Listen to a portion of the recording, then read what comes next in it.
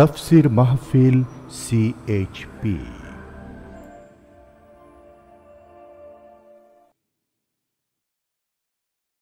রব্বি আদখিলনি মুদখালা সিদকি ওয়া আখরিজনি মুখরাজা সিদকি ওয়াজআলনি মিন লাদুকা সুলতানান নাসীরা।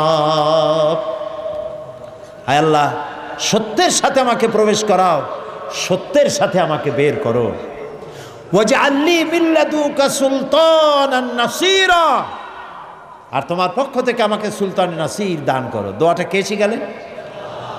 বুঝতে পারতেছেন কথা? কে শিখালেন দোয়া?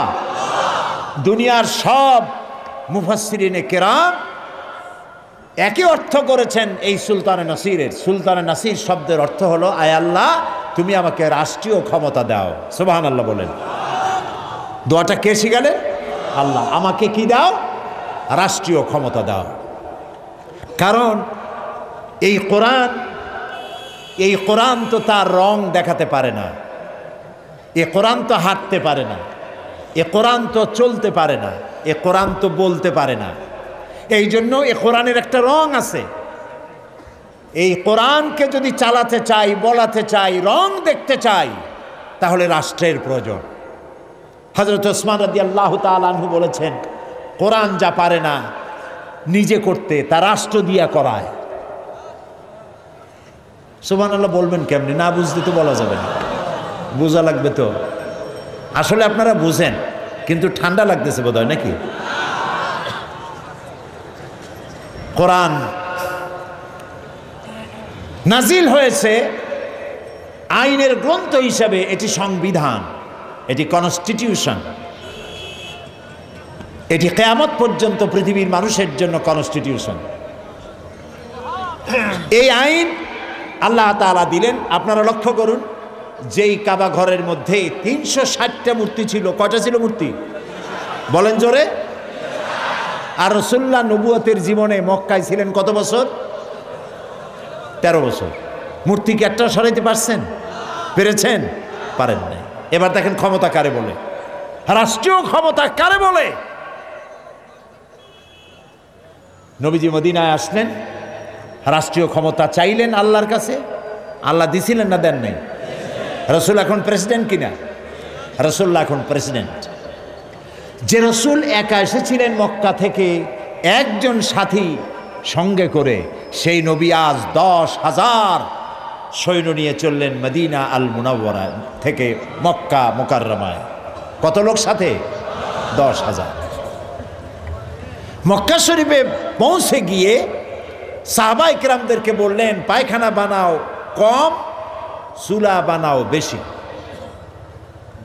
যুদ্ধ একটা কৌশল, এবং বৃদ্ধ পক্ষকে ঘাবড়ে দেওয়া, এটি হলো যুদ্ধের কৌশল।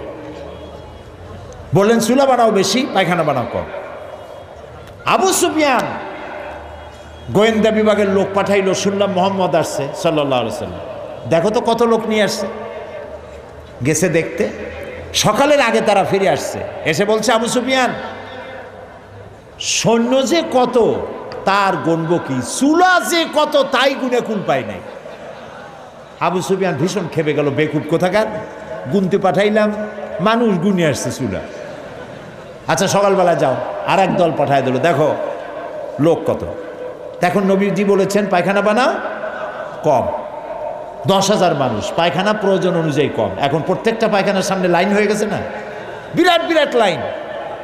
অনেকক্ষণ দাঁড়ায় থেকে ওরা ফিরে এসে বলছে, আবু সুফিয়ান মানুষ গুনবো কি, পায়খানার সামনে যে লাইন, ওই লাইন গুনে খুলতে পারিনি। আবু সুফিয়ান রাগ করলো, ঠিক আছে আমি নিজে যাই। এবার নিজে আসছে, একটু উঁচু জায়গায় দাঁড়াইছে, দাঁড়ায় দৃশ্য দেখতেছে। 10,000 মানুষ তো কম কথা না। 10,000 মানুষ, হাতে 10,000 তরবারি, রৌদ্রে চকচক করছে তরবারিগুলো, ধাঁধা লেগে যাচ্ছে আবু সুফিয়ানের। হঠাৎ করে দেখা হয়ে গেল হযরত আব্বাস রাদিয়াল্লাহু তাআলা আনহুর সাথে, রাসূলের চাচা। আবু সুফিয়ান হতচকিত হয়ে উঠছে, বলল, আব্বাস তোমার ভাতুষপুত্র ভাইপো দারুণ বড় বাদশা হয়ে গেছে তো, 10,000 লোক নিয়ে আসছে সাথে, সাংঘাতিক কথা। হযরত আব্বাস বলেন, আবু সুফিয়ান, তোমার চক্ষু তোমাকে প্রতারিত করতেছে, চোখ মুছা ভালো করে তাকাও, এর নাম বাদশাহী নয়, এর নাম নবুয়ত। বাদশাহীর কি দেখলে? এর নাম যদি বাদশাহী হতো, তোমার কল্লা তোমার দেহের উপর থাকার কথা না। এখন নবীজি অর্ডার করলেন, চলো আমার সাথে।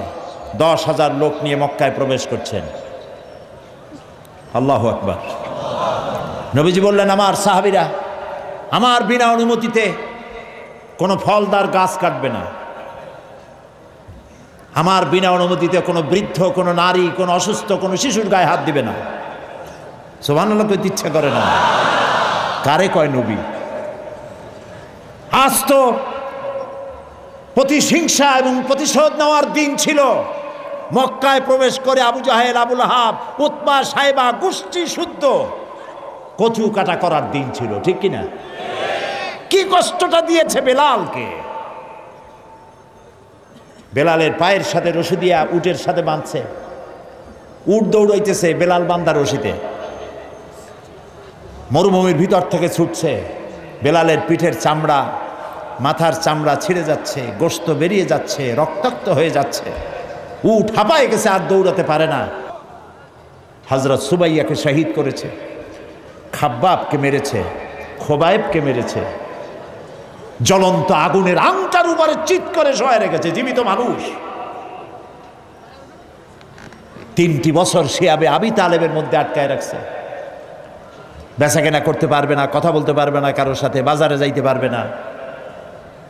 3 বছর সাহাবায়ে কেরাম নিজেদের কাছে যা ছিল খাইছে, উট ছাগলের গোশত খাইছে, শুকনা চামড়া ভিজায় খাইছে।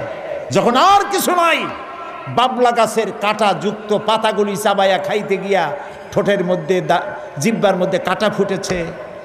বাচ্চাগুলি মায়ের বুকের উপরে হুমড়ি খেয়ে পড়েছে দুধ খাওয়ার জন্য, সেখানে এক ফোঁটা দুধ নাই। হায় রে অত্যাচার!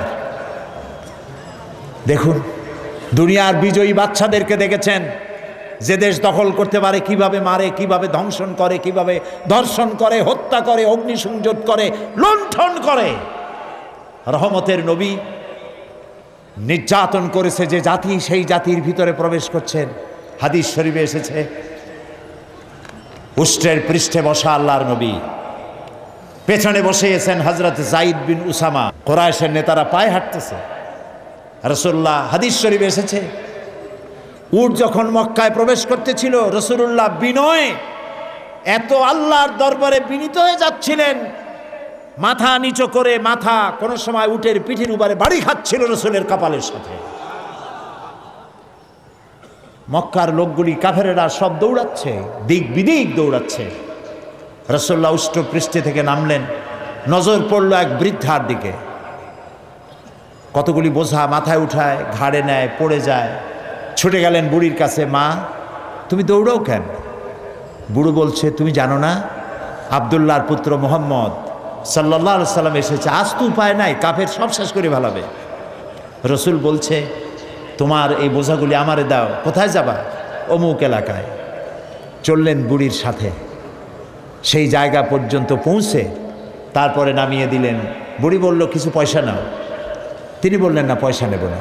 বুড়ি বলল, পয়সা নিবা না? তুমি কে? তুমি যে আমার মাল নিয়ে কেটে পড়ো না, এই তো আমার কপাল। এই দেশে মানুষ মানুষের উপকার করে বিনা পয়সায়, তুমি কে? নবীজি বললেন, বুড়িমা, যার ভয়েতে হারাম শরীফ থেকে এত দূরে তুমি এসেছো, আমি সেই মক্কার আব্দুল্লাহর পুত্র মুহাম্মাদুর রাসূলুল্লাহ সাল্লাল্লাহু আলাইহি ওয়াসাল্লাম। বুড়ি বলে, আরে তোমার বিরুদ্ধে কাফের বেঈমানেরা, নেতারা এমন বাজে কথা বলেছে, কত বাজে কথা তোমার সম্পর্কে বলেছে। তুমি যে এত মহান, এত মহৎ, এত উদার, তা তো বুঝতে পারি নাই। আমি আর কাফেরে থাকতে চাই না, আমারে মুসলমান বানাও। নবীজি বললেন, বুড়ি পড়ো লা ইলাহা ইল্লাল্লাহু মুহাম্মাদুর রাসূলুল্লাহ। আল্লাহর নবী মসজিদে হারামে প্রবেশ করেছেন, সব কাফেরেরা এখন ঘেরাও হয়ে গেছে, কচু পাতার মতো ভয়তে কাঁপতেছে। রাসূলুল্লাহ জিজ্ঞেস করলেন, কুরাইশের নেতারা আমার কাছে আজকে কি ধরনের ব্যবহার আশা করো? একজনে সাহস করে বলল, মুহাম্মদ সাল্লাল্লাহু আলাইহি ওয়াসাল্লাম একজন উত্তম ভাই, একজন উত্তম ভ্রাতুষ্পুত্রের কাছ থেকে যে ধরনের ব্যবহার আশা করা যায় ওই রকম ব্যবহার আপনার কাছে আশা করি। আল্লাহর নবী বলেন, কুরাইশের নেতারা, তোমাদের সম্পর্কে আমি সেই সিদ্ধান্ত গ্রহণ করব যে সিদ্ধান্ত আমার ভাই হযরত ইউসুফ আলাইহিস সালাম গ্রহণ করেছিলেন। হযরত ইউসুফ আলাইহিস সালাম তাকে তার ভাইরা ফালাই দিয়েছিল কুয়ার মধ্যে। কুয়ার ভিতর থেকে আল্লাহ রাব্বুল আলামিন তাকে পৌঁছায় দিলেন মিশরের সিংহাসনে। কেনানে অভাব লেগেছে, কেনান থেকেই 11 ভাই সাহায্য নেওয়ার জন্য মিশরে গেছেন। আর এখন ইউসুফ আলাইহিস সালাম তিনি প্রেসিডেন্ট সেখানকার। হযরত ইউসুফ আলাইহিস সালাম 11 ভাইকে চিনতে পারলেন, ওরাও চিনতে পারলো। ওরা মনে করেছে আমাদের জীবন আজকে শেষ হয়ে যাবে। হযরত ইউসুফ আলাইহিস সালাম তাদেরকে যে কথা বলেছিলেন, আল্লাহ নবী বলেন সেই কথাই তোমাদের বলবো, যেটা কোরআন শরীফে আল্লাহ রাব্বুল আলামিন কোট করেছেন, লা তাসরিবা আলাইকুমুল ইয়াউম। তোমাদের বিরুদ্ধে আজকে আমার কোনো ক্ষোভ নাই, বিদ্বেষ নাই, শত্রুতা নাই, তোমাদেরকে আল্লাহর হস্তে মাফ করে দিলাম। আবু সুফিয়ান তাকে ক্ষমা করলাম, আবু সুফিয়ানের ঘরে যারা আশ্রয় নেবে তাদেরকেও ক্ষমা করলাম। কারে বলে নবী? সুবহানাল্লাহি ওয়া বিহামদিহি। প্রিয় ভাই সব, এই পৃথিবীর বুকে আদর্শ শিখতে হলে নবী ছাড়া আদর্শ নাই। কোরআন শরীফে আল্লাহ তাআলা পরিষ্কার বলেছেন, লাকাদ কানা লাকুম ফি রাসূলিল্লাহি উসওয়াতুন হাসানা। গ্রহণযোগ্য মহত্তম আদর্শ রাসূলের ভিতরে আমি রেখে দিয়েছি। তোমাদের আদর্শ রাসূলের ভিতরে, তার থেকে চরিত্রবান, তার থেকে ভালো মানুষ পৃথিবীতে আর নাই। প্রিয় ভাই সব, নবী করিম সাল্লাল্লাহু আলাইহি ওয়াসাল্লাম মদিনায় ফিরে গেলেন। আর এই মদিনায় কি ইসলামী রাষ্ট্রের আইন কানুন চালু করে দিলেন। চুরি বন্ধ হলো, ডাকাতি বন্ধ হলো, জেনা বন্ধ হলো, হত্যা বন্ধ হলো, ধর্ষণ বন্ধ হলো। জীবনের এমন কোনো দিক এবং বিভাগ নাই যেখানে রাসূলুল্লাহ আদর্শ নাই। সুবহানাল্লাহ বলেন। নবী করিম সাল্লাল্লাহু আলাইহি ওয়াসাল্লাম তার জামানায় মানুষ দরজা খুলে ঘুমাবার সুযোগ পেল। আজকে যারা আমাদেরকে সন্ত্রাসী বলছে, মৌলবাদী বলে গালি দিচ্ছে, আছে না? কি বলেন, আছে না? যত দোষ নন্দ ঘোষ, দাড়িওয়ালা টুপিওয়ালা মানুষগুলি খারাপ তাদের দৃষ্টিতে, মৌলবাদ বলে গালি দিচ্ছে। যারা আজকে সভ্যতার দাবিদার, ইউরোপ আমেরিকা, তোমাদের আচরণটা কি?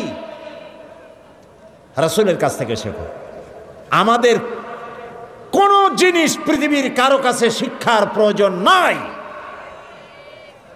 চরিত্র আদর্শ শিক্ষার লালনাগার মদিনা আল মুনাওয়ারা, মুহাম্মদুর রাসূলুল্লাহ বলেন সাল্লাল্লাহু আলাইহি ওয়াসাল্লাম, সেখান থেকে শিখতে হবে। আমেরিকা ইরাকের উপর হামলা করলো, আল গরিব কয়েদখানায় কয়েদিদের সাথে কি আচরণ তারা করেছে মনে আছে না আপনাদের? মনে আছে? মুসলমান বন্দীদেরকে উলঙ্গ করে তাদের মুখের উপরে পেশাব করেছে, কুত্তার বেল্ট গলায় পরাইয়া রাস্তায় টেনেছে। জানেন না আপনারা? জানেন না এগুলো? আর নবী করিম সাল্লাল্লাহু আলাইহি সাল্লামের কাছে যখন বন্দীরা এসেছেন, বন্দীদেররা শুধু বউ বাচ্চা কাছে পায় নাই, তা না হলে তাদের কোনো অধিকার ক্ষুণ্ণ করা হয়নি, বরং তাদের বলা হয়েছে 10টা নিরক্ষর লোককে যদি স্বাক্ষর জ্ঞান শিখাইতে পারো ওর বিনিময়ে তোমাকে মুক্ত করে দেওয়া হবে। নবী করিম সাল্লাল্লাহু আলাইহি সাল্লাম এই আদর্শ প্রতিষ্ঠা করে গিয়েছিলেন পৃথিবীতে, একটি শান্তিপূর্ণ সমাজ তৈরি করেছিলেন। এই জন্য আজ যদি আমরা আমাদের এই দেশটাকে সুন্দর বানাতে চাই, আমরা কি চাই সুন্দর বানাতে? এত আস্তে বললেন কেন? আমরা কি আমাদের দেশটাকে সুন্দর বানাতে চাই, ভালো বানাতে চাই? কারা কারা চাই হাত উঁচু করে দেখান তো। আলহামদুলিল্লাহ, হাত নামান, হাত নামান। যদি আমরা আমাদের দেশটাকে সুন্দর করে বানাতে চাই, ইউরোপ, আমেরিকা অথবা ভারত আমাদের আদর্শ না। আমাদের আদর্শ হবে মুহাম্মদ রাসূলুল্লাহ সাল্লাল্লাহু আলাইহি ওয়াসাল্লাম। তিনি যে রাষ্ট্র করে গিয়েছিলেন সেই আদলে করতে পারলেই আমরা আবার এই দেশটাকে সুন্দর করতে পারবো। বলেন ইনশাআল্লাহ, বলেন ইনশাআল্লাহ। আজ যে শিবির, ইসলামী ছাত্র শিবির মাহফিলের আয়োজন করেছে, মাহফিলের আয়োজন করছে কারা? ইসলামী ছাত্র শিবির।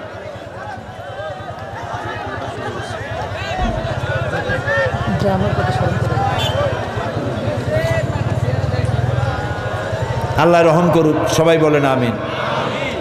ইসলামী ছাত্র শিবির কলেজের ছাত্র, বিশ্ববিদ্যালয়ের ছাত্র। আমাদের দেশে স্কুল, কলেজ, বিশ্ববিদ্যালয়ে যেসব ছেলেমেয়েরা পড়াশোনা করে, ওরা কি মঙ্গল গ্রহে থেকে আসছে না আমাদের ছেলেমেয়ে? বলেন কাদের? আমাদের ছেলেমেয়ে। কিন্তু বিশ্ববিদ্যালয় থেকে আমরা যে ধরনের ছাত্র আশা করি সেরকম ছাত্র কি বেরোচ্ছে? সেরকম বেরোচ্ছে না। অর্থাৎ কেউ সন্ত্রাসী হচ্ছে, কেউ মাস্তান হচ্ছে, কেউ চাঁদাবাজ হচ্ছে। দোষ তো আমাদের ছেলেদের না, দোষ হচ্ছে সিস্টেম অফ এডুকেশন, লেখাপড়া শিক্ষা পদ্ধতির দোষ। এই যে দেখুন, এতক্ষণ যা বললাম, কথা তো বোঝা লাগবে আপনাদের, নাকি বোঝা লাগবে না?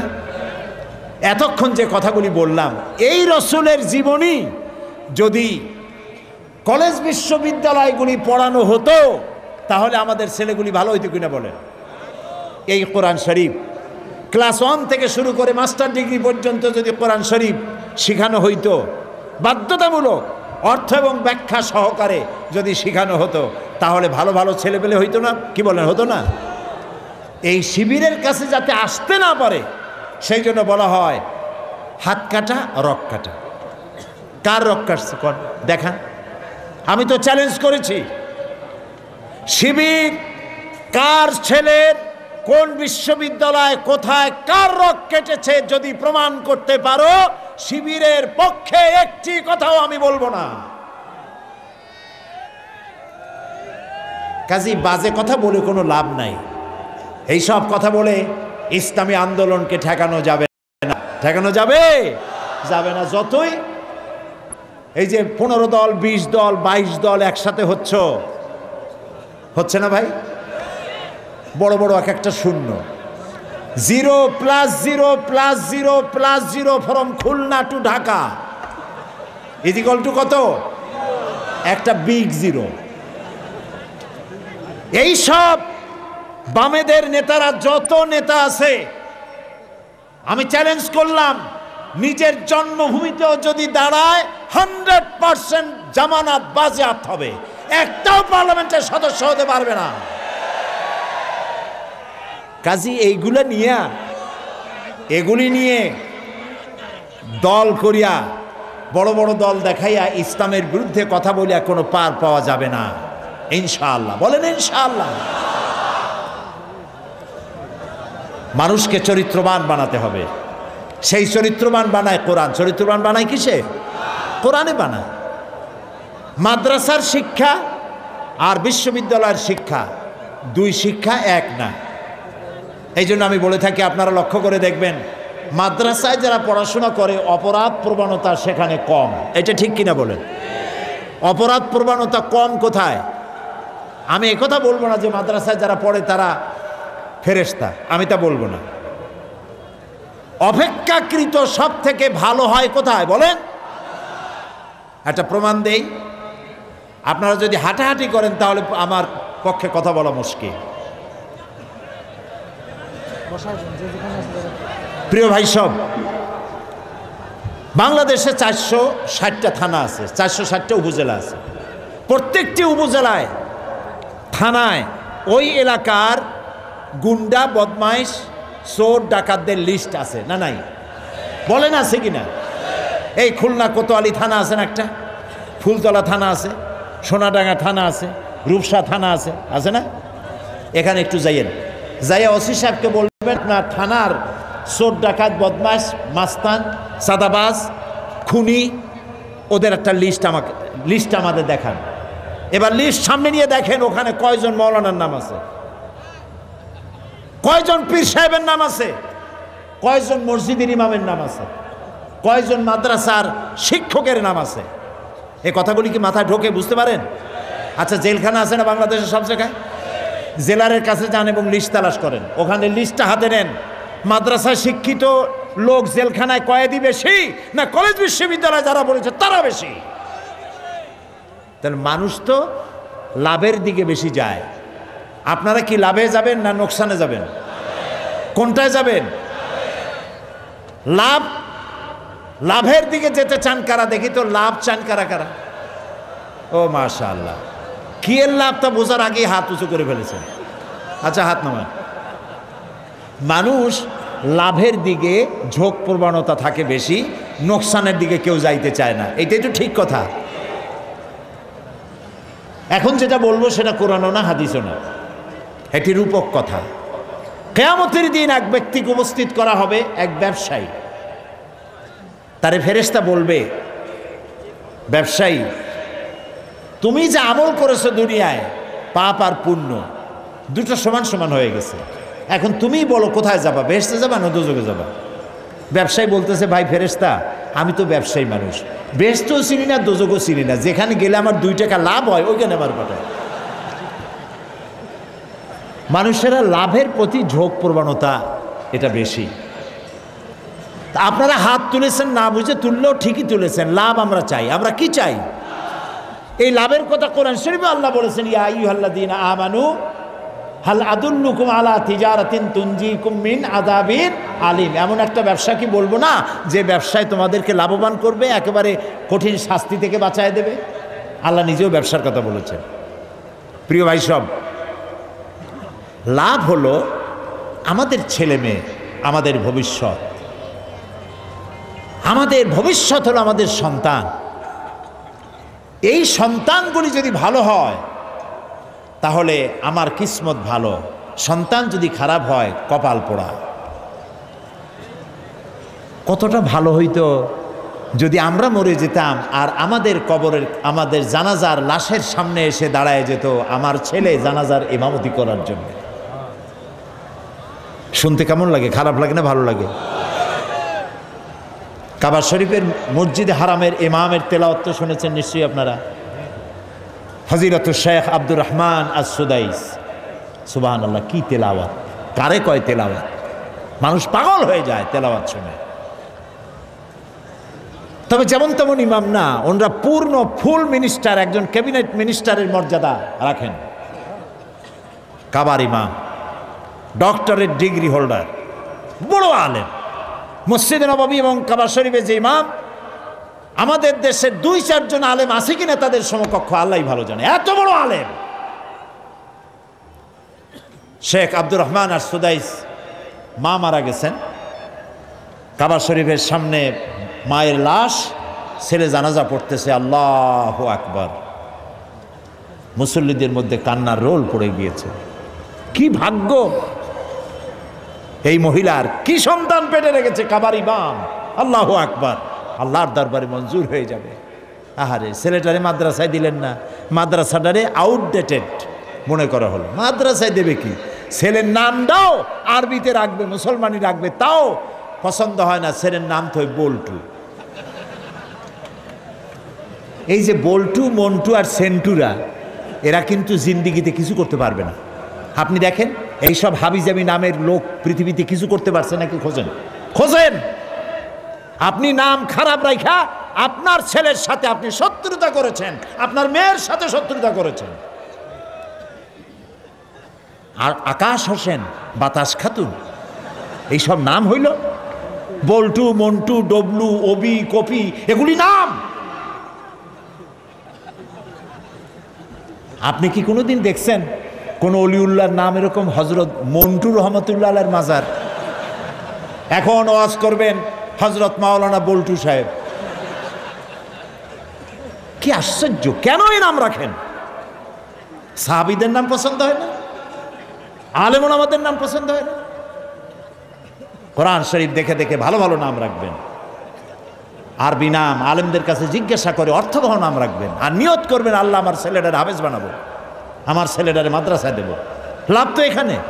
কলেজ বিশ্ববিদ্যালয় পড়লে ওখানে শিখবে কি? অঙ্ক, ইংরেজি, geometry, mathematics, algebra, philosophy, modern science, computer ইত্যাদি। আর কিছু শিখলো না। কিন্তু মাদ্রাসায় যদি দেন, কম্পিউটার শিখবে, ম্যাথামেটিক্স শিখবে, অ্যালজেব্রা শিখবে, জিওমেট্রি শিখবে, ফিলসফি শিখবে, মডার্ন সায়েন্স শিখবে, প্লাস কোরআন হাদিস শিখবে। সুবহানাল্লাহ কোন? বোথ সাইড কমপ্লিট করলো। খারাপ হইল না ভালো হইল? তো লাভের দিকে যাইতে হলে তো এদিকে আসতে হয়। কলেজ বিশ্ববিদ্যালয়ের দোষ না। আমরা চাই শিক্ষা ব্যবস্থা এমন হোক, কলেজ থেকে যে বুয়েট থেকে যে ইঞ্জিনিয়ার বের হবে সে মুসলমান ইঞ্জিনিয়ার হবে। ওখান থেকে বের হয়ে ইঞ্জিনিয়ার হয়ে এসে রাস্তায় ফাঁকি দেবে না, ব্রিজে ফাঁকি দেবে না, বিল্ডিংয়ে ফাঁকি দেবে না, পকেট সমস্ত সিমেন্ট রড খাইয়া 1 বছরের মধ্যে ব্রিজ ভাঙ্গে জাহান্নামে চলে যাবে, এরকম হবে না। কথা পছন্দ হয় না? খারাপ লাগে? এইরকম ইঞ্জিনিয়ার আশা করি, এরকম উকিল আশা করি। এমন লেখাপড়া শিখবে কলেজে বিশ্ববিদ্যালয়, এমন উকিল বেরিয়ে আসবে যে মুসলমান উকিল হবে, ওখানে ওকালতি করবে, আবার মসজিদে ইমামতি করারও যোগ্যতা রাখবে। ডাক্তার হবে, মানুষের সাথে ভালো ব্যবহার করবে, বলবে আমি তোমার রুগীর কাছে গিয়ে বলবে আসসালামু আলাইকুম, আপনার অসুখ যা হয়েছে মন খারাপ করবেন না, আল্লাহ ভালো করে দিবেন, আপনি ভালো হবেন, নামাজটা পড়েন ঠিক মতো, শুয়ে পড়েন, বসে পড়েন, যেমনি পড়েন নামাজটা আদায় করেন। এরপরে তাকে ওষুধ দিল, ভালো ব্যবহার করলো, তারপরে নিজেও জামাতে নামাজ আদায় করলো। এইরকম মুসলমান ডাক্তার চাই। এরকম ডাক্তার না হসপিটালও ডাক্তারি করে, বাড়িতেও চেম্বার, ওখানে সময় দেওয়া কম, এখানে সময় দেওয়া বেশি, যেহেতু ওখানে পয়সা কম, এখানে পয়সা বেশি। এক চোটে অনেকগুলি রুগী দেখলো, রুগী দেখতে যত দেরি, বাইর করতে মোটেও দেরি নেই। আর ব্যবহার কি? আর সব ডাক্তার এরকম না, ভালো ভালো ডাক্তার নিশ্চয়ই আছে। রুগী দেখে কয় বাবা তুমি এখনো মরো নাই, তে রুগী তো এমনিই মরবে, আপনি না সান্ত্বনা দিবেন। এরকম মুসলমান ডাক্তার চাই। ঠিক বললাম কি না? সুতরাং বিশ্ববিদ্যালয় এই কোরআন শরীফটা যদি পড়ানো হইতো, বাধ্যতামূলক সকাল একেবারে নিচের থেকে নিয়ে মাস্টার ডিগ্রি পর্যন্ত কোরআনের অর্থ এবং ব্যাখ্যা সহকারে পড়তে হবে। অন্তত আম পাড়ার মতো একটি পাড়া, 30তম পাড়া মুখস্থ করতে হবে। আমি একবার দুবাইতে, সেখানে আপনারা কি বিরক্ত হচ্ছেন নাকি? আমি শেষ করে দেব তাড়াতাড়ি। ট্রানজিট কিছু সময়ের জন্য আমাকে থাকতে হবে, তারপর অন্য ফ্লাইট ধরবো। তখন ফজরে রক্ত হয়ে গেছে। আমি উজু করে, এয়ারপোর্টে মসজিদ আছে, সেখানে এয়ারপোর্টের ভিতরে মসজিদের একটা রুম নেওয়া আছে, সেখানে গেলাম। যে দেখি নামাজ শুরু হয়ে গেছে। এত চমৎকার তেলাওয়াত, লম্বা তেলাওয়াত করলেন ইমাম। আমি নামাজ শেষ করে মনে করলাম বড় আলেম হবে, এত সুন্দর তেলাওয়াত করলো। তাকায় দেখি মাথায় টুপি টুপি নাই, গায়ে শার্ট, পরনে প্যান্ট। এরপরে পরিচয় করলাম, যে প্লেনে আমি যাব সেই প্লেনের ক্যাপ্টেন। দেখছেন অবস্থা? সৌদি আরবের ক্যাপ্টেন। আমি তাকে জিজ্ঞেস করলাম, সে বলল যে হাফেজ যদি কেউ হয় তাহলে আমাদের দেশে চাকরি পায় তাড়াতাড়ি, আর কমসে কম 10 পারা কোরআন শরীফ মুখস্থ না হলে চাকরি হবে না। যদি আমাদের দেশে এইভাবে কোরআন শিক্ষা দেওয়া হতো ছেলেদেরকে, মেয়েদেরকে, কতই না ভালো হতো। আমার ছেলে মেয়ের কোনো দোষ না, সিস্টেম অব এডুকেশনের দোষ। এটাকে পরিবর্তন করার জন্য আমরা চেষ্টা চালাচ্ছি। আল্লাহ যেন কবুল করেন, বলেন আমিন, জোরে বলেন আমিন। দেশ এখন আগের থেকে অনেক ভালো পর্যায়ে এসে গেছে, ঠিক না ভাই? ঠিক না? কাঁচামরিচের দাম নিয়ে খুব চিল্লাপাল্লা করতেছিল। কাঁচামরিচ 160 টাকা এদেশে থাকবো না, গেল না কিন্তু কেউ। ধনে পাতা 200 টাকা, বেগুন 80 টাকা। কি সাংঘাতিক কথা! তারপরে রোজার মাস তো বেগুন হয়েছে 80 টাকা। পরে শুনি যে বেগুনি আর বানাইতে পারে না, পেঁপেনি বানাইছে। পেঁপে কেটে কেটে পেঁপেনি, বেগুনি হয় না, পেঁপেনি। ভাজা পোড়ায় যদি নোবেল প্রাইজের ব্যবস্থা থাকতো তাহলে মনে হয় বাংলাদেশ পাইতো। এখন যে মূলা 3 টাকা, গরুতেও খায় না, সে প্রশংসা কেউ করবে না। বন্যার কারণে, বৃষ্টির কারণে মালপত্রের দাম একটু বাড়তে পারে। তারপরে আল্লাহর মেহেরবানি, আইন শৃঙ্খলা পরিস্থিতি যতটা লস হয়েছিল তার থেকে অনেক বেশি গেইন করেছে ইনশাআল্লাহ। আলহামদুলিল্লাহ বলেন। বলা হচ্ছে জি জি, মক্কা শরীফে, মদিনা শরীফে দোয়া হয়েছে। র্যাবের জন্য বলতেছে, র্যাব নামাতে গোটা জাতি বলেছে আলহামদুলিল্লাহ। শুধু একটি দল কষ্টে পড়ে বলেছে ইন্না লিল্লাহ। তাদের রাজনৈতিক কর্মীদের খুব অসুবিধা, বাইরে বাইরে দিতে পারে না। তোমাদের যত অশান্তি হোক, র্যাব উঠানো হবে না। মানুষ নামাজ পড়ে র্যাবের জন্য দোয়া করতেছে। মানুষ অনেক ঠান্ডায় আছে। এখন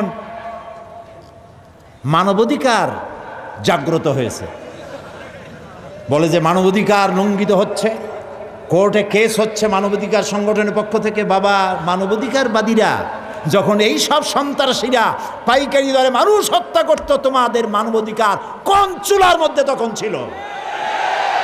কেন তখন কথা বলনি? সুতরাং আজ যাই হোক না কেন, আল্লাহর মেহেরবানি, বাংলাদেশ ভালো পজিশনে আছে। চিন্তা করবেন না, ঘুম নষ্ট করবেন না। আগামী নির্বাচনে জোট সরকার আবার ক্ষমতায় আসবে ইনশাআল্লাহ। হয়তো কিছু সিট এদিক ওদিক হইতে পারে, কিছু সিট কমতে পারে, বাড়তে পারে, কিন্তু জোট আবার ক্ষমতায় আসবে। কারণ এই জোট গোটা জাতির পক্ষে, জাতির কল্যাণের জন্য, দেশের স্বাধীনতা সার্বভৌমত্বের পক্ষে কাজ করছে। যারা বলে সাম্প্রদায়িক সম্প্রীতি বিনষ্ট হচ্ছে বাংলাদেশে, শুনতে চাই কোথায় সাম্প্রদায়িক সম্প্রীতি বিনষ্ট হয়েছে? দেশ নাকি জাহান্নামের প্রান্তে চলে গেছে। আপনাদের সময় কোন হাবিয়া দুজকের মধ্যে ছিল দেশ? তাও একটু কন। আমাদের দেশে সাম্প্রদায়িক সম্প্রীতি বিনষ্ট হয়েছে যারা বলে, তারা 100% মিথ্যেবাদী। এই খুলনায় পূজা হইতে পারছে না, পারে নাই? পেরেছে কিনা? আমার পিরোজপুরে মসজিদের পাশে দুর্গা পূজার গেট তৈরি হয়েছে, মাইক বেজেছে, কেউ নিষেধ করে নাই। ওরা আমাদের দেশের নাগরিক। ধর্ম কর্ম পালন করার যে অধিকার একজন মুসলমানের আছে, একজন হিন্দুর 100% আছে। কোনো মন্দির ভাঙা হয় নাই, কোনো দুর্গা মূর্তির হাত পা ভাঙা হয়নি। কাজে মিথ্যে কথা বলে এই জাতিকে বিভ্রান্ত করার দিন শেষ। সাম্প্রদায়িক সম্প্রীতি 100% এখানে ঠিক আছে। আর মৌলবাদ, মৌলবাদ, দেশ শেষ হয়ে গেল মৌলবাদ। এখন টুপি মাথায় দিয়ে ওয়াজ শুনতে আসলে, নামাজ পড়তে গেলে মুখে দাড়ি রাখলে যদি মৌলবাদ হয়, ঠেকাইতে পারবে না। যেখানে যাবার সেখানে দাড়ি, যেখানে যাবার সেখানে টুপি, মুহ তুবে খাইছে খুব। যদি এত দাড়ি টুপি পছন্দ না হয়, তাহলে এগুলো যেখানে নাই, যেখানে পইতে বেশি, মেহরবানি করে যান। কে নিষেধ করে?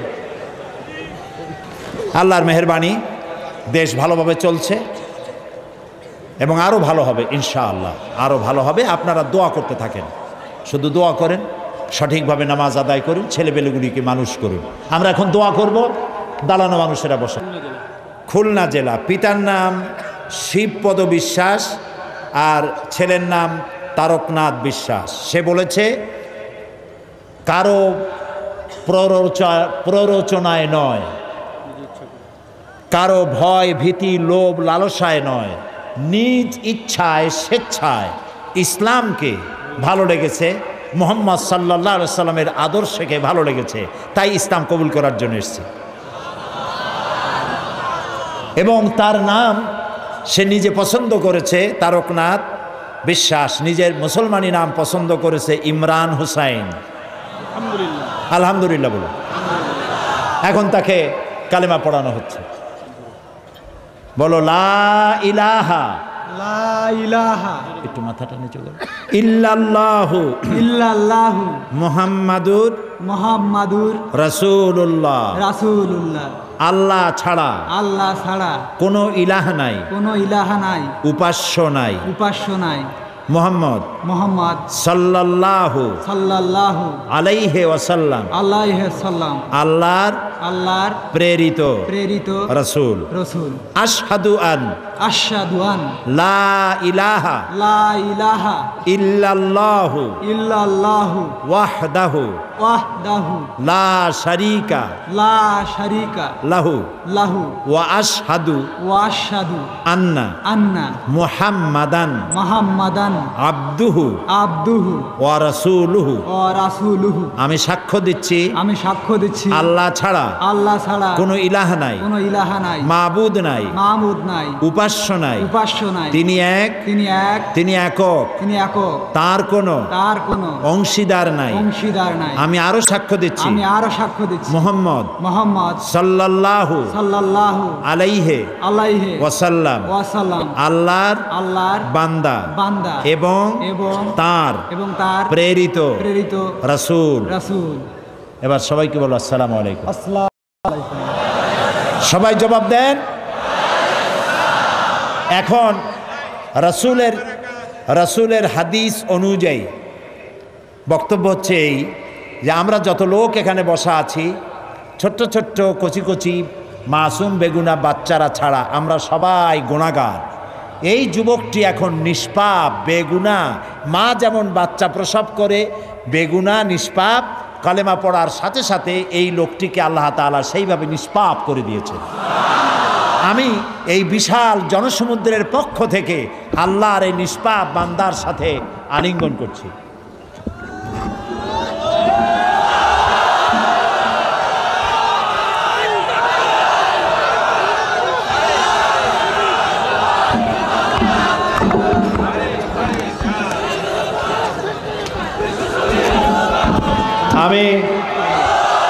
আমি মাননীয় সংসদ সদস্যকে বলবো এই ছেলেটির খোঁজ খবর নিতে এবং দিন ইসলাম যাতে সে শিখতে পারে সেই ব্যবস্থা করা, খাবার চাকরি বাকরি ইত্যাদি না থাকলে সেদিকে লক্ষ্য রাখা। যেহেতু যখন ইসলাম সে কবুল করলো তখন তার মা বাপ আত্মীয় স্বজন থেকে সম্পূর্ণভাবে বিচ্ছিন্ন হয়ে গেল, ঠিক না? আল্লাহকে বলি, আল্লাহ তাআলা তোমার স্বেচ্ছায় তোমার এক বান্দা কুফরি থেকে তাওহীদে এসেছে, তুমি তার সাহারা হয়ে যাও। আল্লাহুম্মা আমিন। রব্বানা যালামনা আনফুসানা ওয়া ইন লাম তাগফির লানা ওয়া তারহামনা লানাকুনান্না মিনাল খাসিরিন। রব্বানা লা তুযিগ কুলুবানা বা'দা ইয হাদাইতানা ওয়া হাব লানা মিন লাদুনকা রাহমাতান ইন্নাকা আনতাল ওয়াহ্হাব।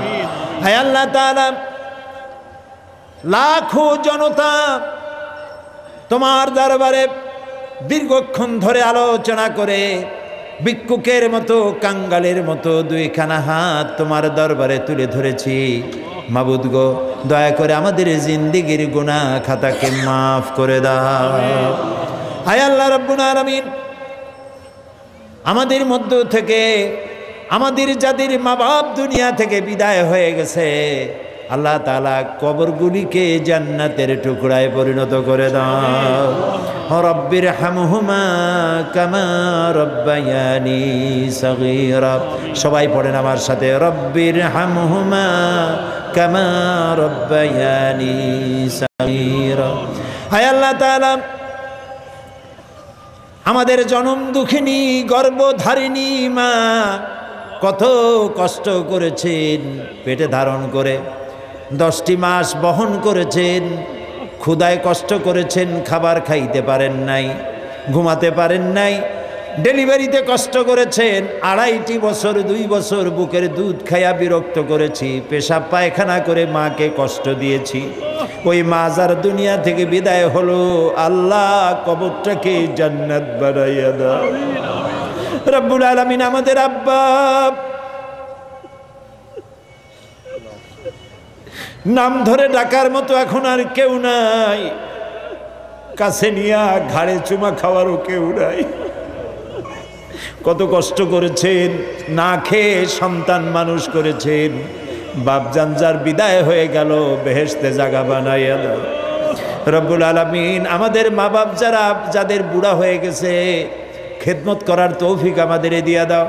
হায় আল্লাহ তাআলা, মা বাপের জন্য আর একটা দোয়া করি, আমাদের মা বাপ যাদের বৃদ্ধা হয়ে গেছে, আর দালিল উমর থেকে তাদেরকে বাঁচাও, বয়সের নিকৃষ্টতম অবস্থা থেকে তাদের রক্ষা করো। বিছানায় ফালাইয়া পরনির্ভর করে মেরো না মাবুদ, ইমানের সাথে সুস্থ অবস্থায় তোমার কাছে উঠায় নিও বাবু। বাংলাদেশে যারা বোমা মারে, বাংলাদেশে যারা সন্ত্রাসী তৎপরতা চালায়, বাংলাদেশে যারা গ্রেনেড হামলা করেছে এবং করার প্রস্তুতি নিচ্ছে, ওদেরকে গজব দিয়া, লানত দিয়া বাংলার মাটি থেকে চিরকালের জন্য বিদায় করে দাও আল্লাহ তাআলা। আল্লাহ এই শয়তানগুলোর হাত থেকে দেশটারে তুমি রক্ষা করো। আমি কয়েক সেকেন্ড আপনাদের জন্য ছেড়ে দিলাম। মাথা নিচু করে, চক্ষু বন্ধ করে, যার যা বলার আছে বলেন, আল্লাহকে বলেন, আল্লাহ দোয়া কবুল করবেন ইনশাআল্লাহ।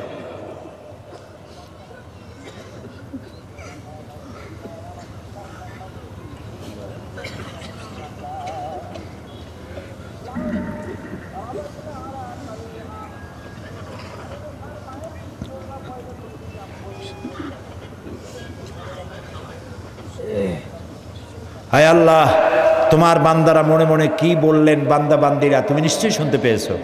আল্লাহ তাআলা তুমি দয়া করে প্রত্যেকের দিলের নেক আশাগুলি পুরা করে দিও।